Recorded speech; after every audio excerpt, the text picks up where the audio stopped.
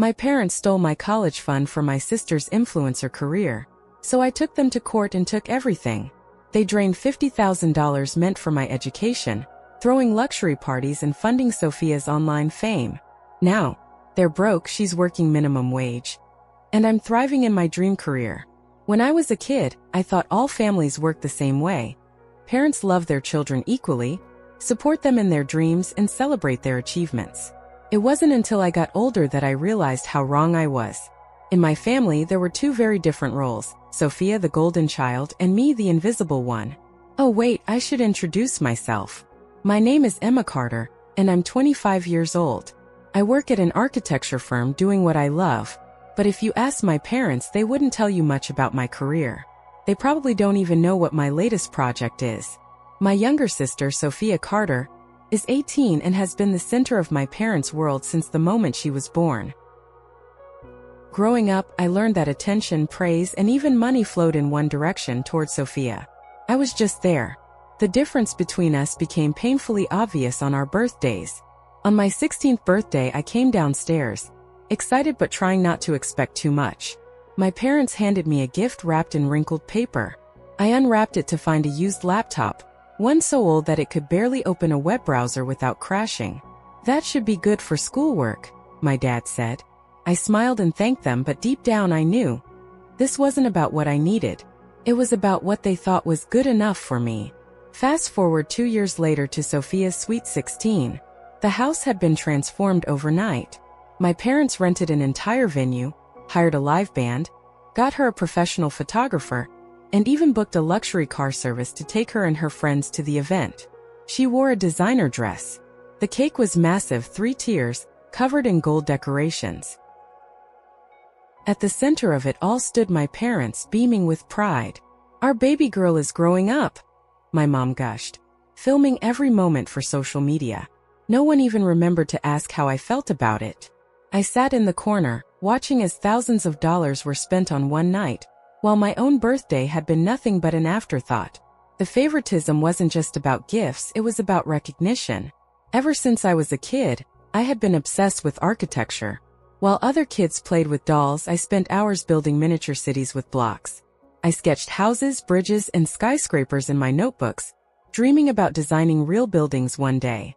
My parents? They barely noticed. Meanwhile, Sophia was into dancing, and by into dancing, I mean she flailed around the living room while my parents clapped like she had just won an Olympic medal. "Look how naturally talented she is," my mom would say, watching her do an offbeat spin. Meanwhile, my meticulously built structures were ignored or tossed aside. It was the same in school. When I won first place in a major architectural design competition, I thought this would finally be the moment they saw me. I invited them to the award ceremony weeks in advance, hoping they'd come. The morning of the event, I reminded my mom. She barely looked up from her phone. "Oh honey, we can't make it today. We have errands to run." I stood there holding my certificate, while other parents cheered and took photos with their kids.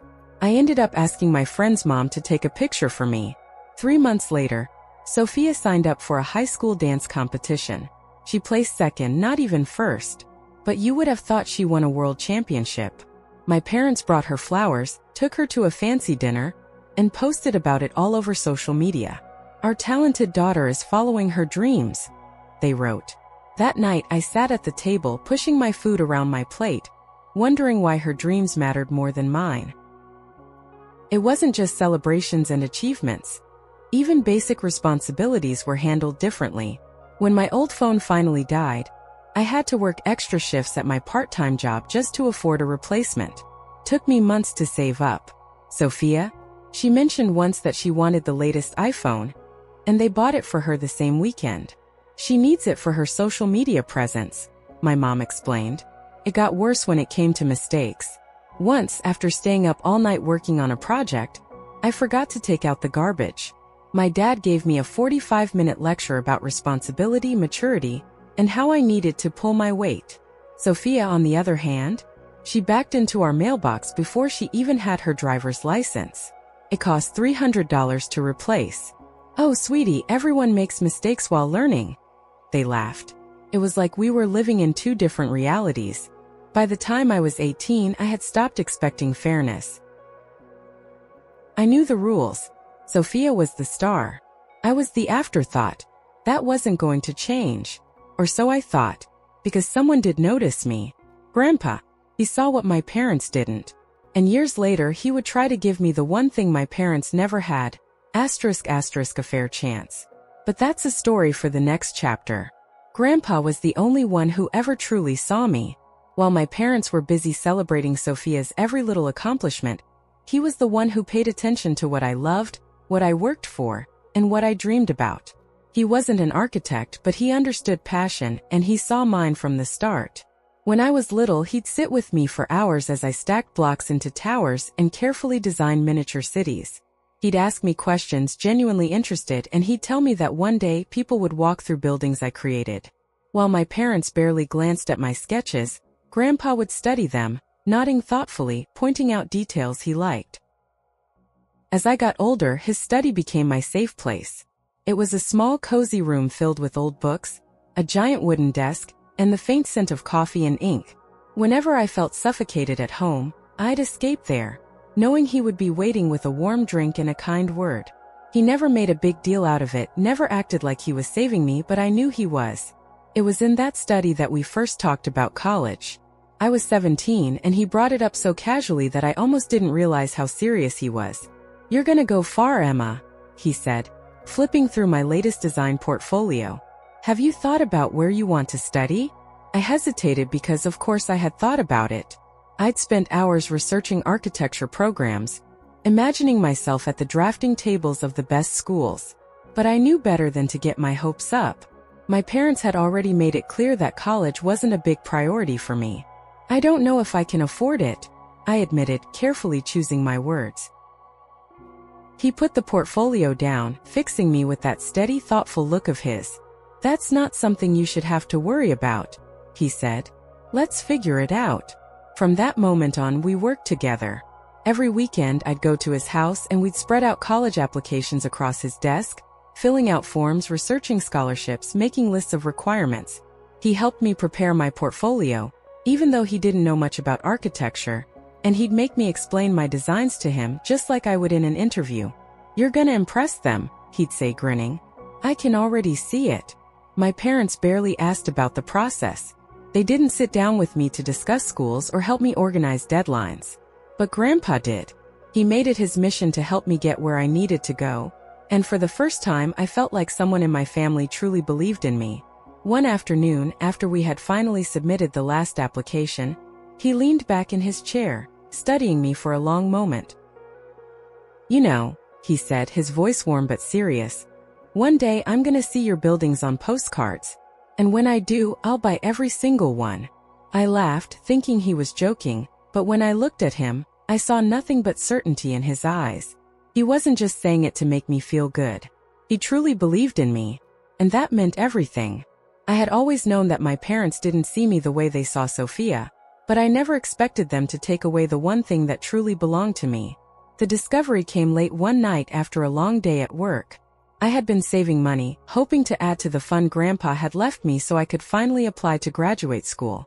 I hadn't touched the account yet, wanting to make sure I had a solid plan before using the money. That night I decided to check the balance just to see where I stood. When I logged in, my heart nearly stopped. The number on the screen didn't make sense. Instead of $55,000, there was barely $5,000 left. I refreshed the page, logged out and back in, but nothing changed. The money was gone.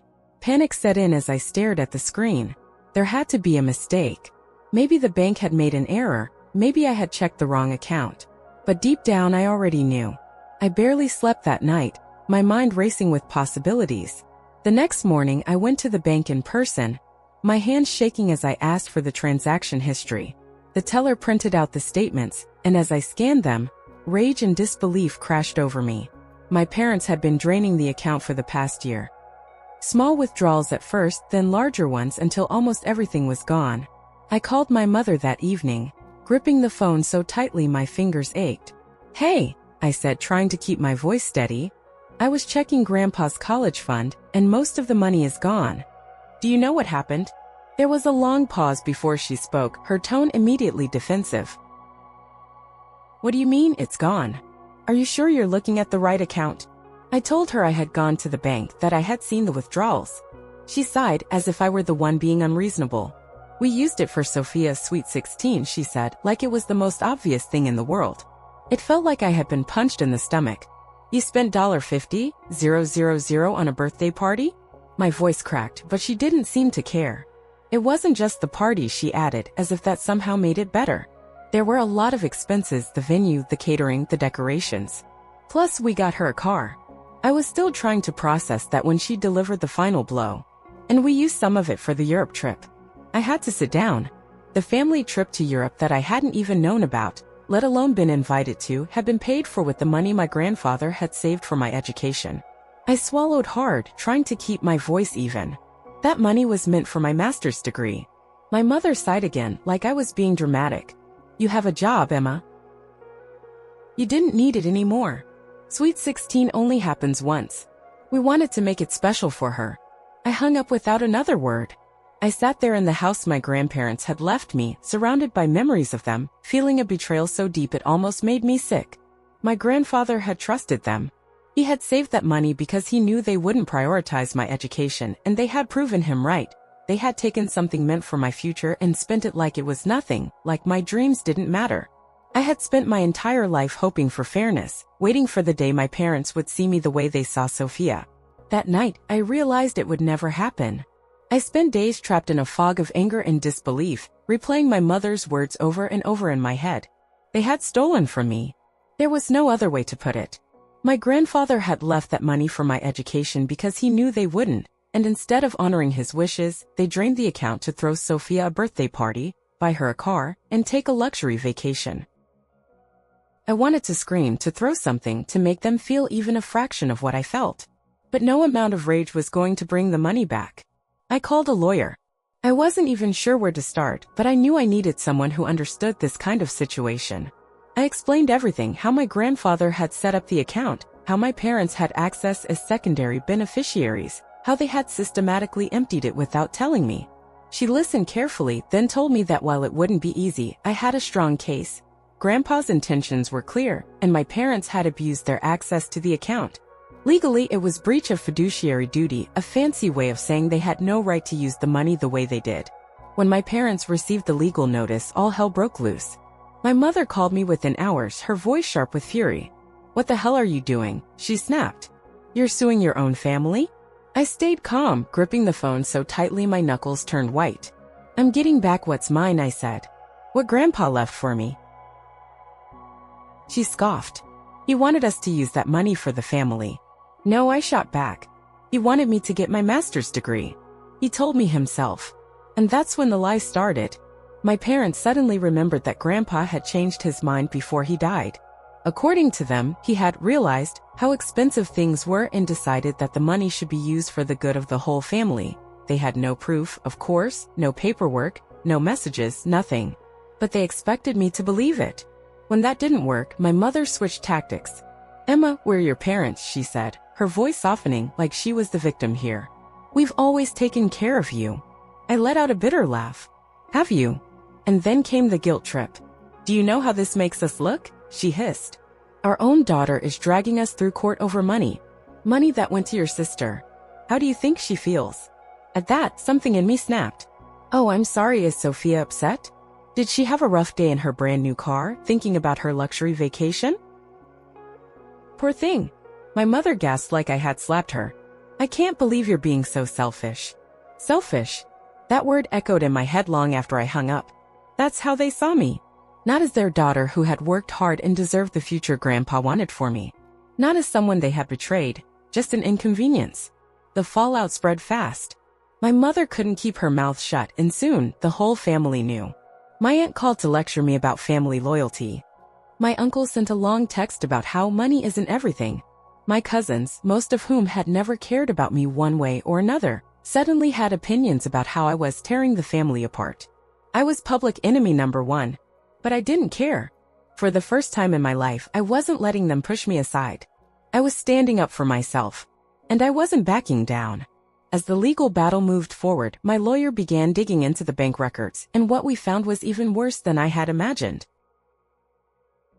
The money hadn't just been used for the Sweet 16, the car, and the trip to Europe. My parents had also spent thousands on private dance lessons, social media marketing courses, influencer training, and multiple professional photo shoots for Sophia.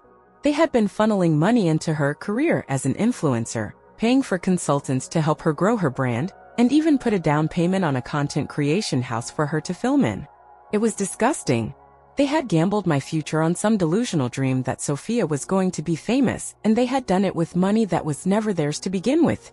My lawyer was thrilled. This wasn't just irresponsible spending, it was a clear misuse of funds, and the case against them only grew stronger.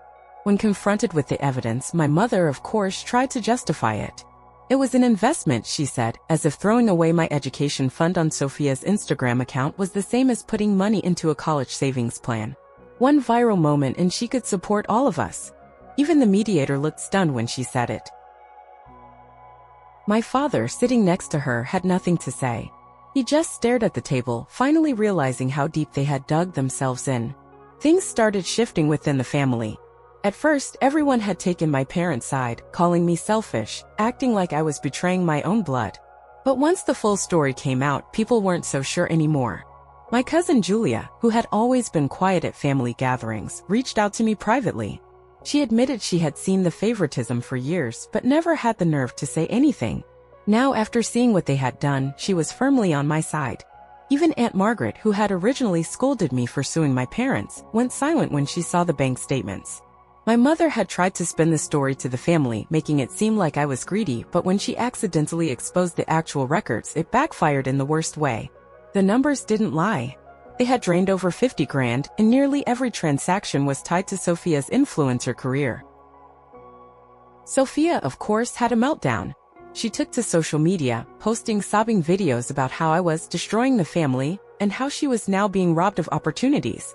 She ranted about how unfair it was that I was making her suffer because I was jealous of her success. But her followers weren't buying it.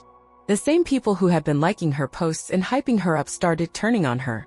They weren't rich kids who got everything handed to them. They were regular teenagers and young adults who had to work for what they had.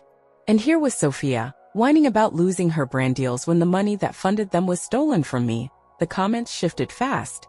"Wait, your sister's college fund paid for your influencer stuff?" one person wrote. "Maybe get a real job like the rest of us," said another. Her engagement plummeted. Brands that had been interested in working with her pulled back. She lost followers every day. She tried damage control, tried framing herself as a victim, but it was too late. Her carefully crafted online image had been shattered. Meanwhile, my parents were falling apart. The legal fees were stacking up, and they were starting to feel the weight of their choices. Their savings were drying up, and because my father had co-signed on multiple expenses for Sophia, they were now stuck with massive bills. They had banked everything on Sophia's future, assuming she would make enough money to support them all, and now that dream was crumbling. My mother wasn't posting on Facebook anymore, no more long-winded posts about her perfect family, no more gushing about Sophia's talents. The silence was deafening. My father, for the first time in his life, looked like a beaten man. The people who had once been their friends were distancing themselves, unwilling to be associated with them after everything came out. The family that had once made me feel like the villain was now watching my parents burn, and I wasn't going to put out the fire. The fallout came faster than even I expected. Sophia, for the first time in her life, had to face reality. With her influencer career in shambles and no endless stream of money funding her lifestyle, she had no choice but to get a real job. The same girl who used to laugh at people working retail, the same one who once told me she'd rather die than work at a coffee shop, was now wearing a uniform and making lattes for minimum wage. It didn't take long before the complaints started. She whined about rude customers, about having to stand on her feet all day, about having to ask permission to take breaks. But no one was listening anymore. The sympathy she expected wasn't there. Her followers had moved on, and the people in her real life, our extended family, her old friends, had seen too much to take her seriously. She was just another 18-year-old with bills to pay, and for the first time she couldn't hide behind my parents' money. Meanwhile, my parents were bleeding financially. The lawsuit had dragged on for months, and by the time the settlement was finalized, they had nothing left. They were forced to sell off assets they had been holding onto, vacation timeshares, investment properties they had secretly bought with what they claimed was their emergency fund.